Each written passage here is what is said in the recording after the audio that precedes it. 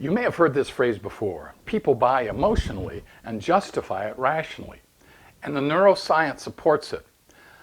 According to research from Harvard Business School, 95% of purchase decisions are made by the subconscious brain. When we form an emotional connection to a product or service, or even a salesperson, we're more likely to buy. So when it comes to salespeople, the research is clear. It shows that artificial attempts to bond tend to backfire. You know, we're evolved, we humans, and we pick up on small signals, and we're constantly taking in thousands of data points, like tone of voice or body language, making split-second judgments about other people. We do that, don't we? We do it every minute, every day, probably. Our subconscious have become masters at detecting when somebody's not being quite straightforward or maybe don't seem to have our best interest at heart. Even if we can explain how, your emotional judgments are usually spot on. So if you aren't interested in your prospect's needs, they'll pick up on it.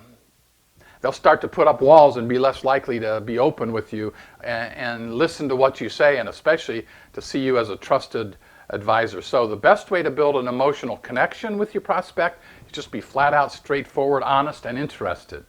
And you're always looking to see if you can solve whatever problem it is they're working on.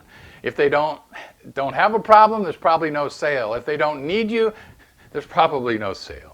So we want to set up a real honest relationship with your prospect right from the start. It's called equal business stature, business person to business person or human to human, not salesperson to some others, big buyer. Your primary goal isn't to close a sale. Remember, your primary goal is to help solve a problem.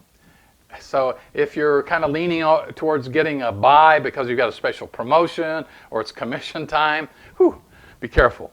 So in a low trust situation, our buyers tend to hide from us, hide information or fib.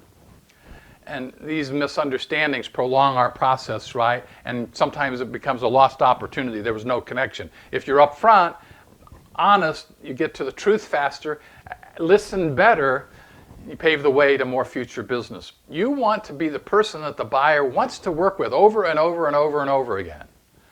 There was a Google study that showed about 70% of buyers make decisions based on recommendations. We all kind of know that, don't we? So by starting off, be open, listen, build trust, be the best listener, maybe not the best talker. You can set yourself up for more future business. See you next time.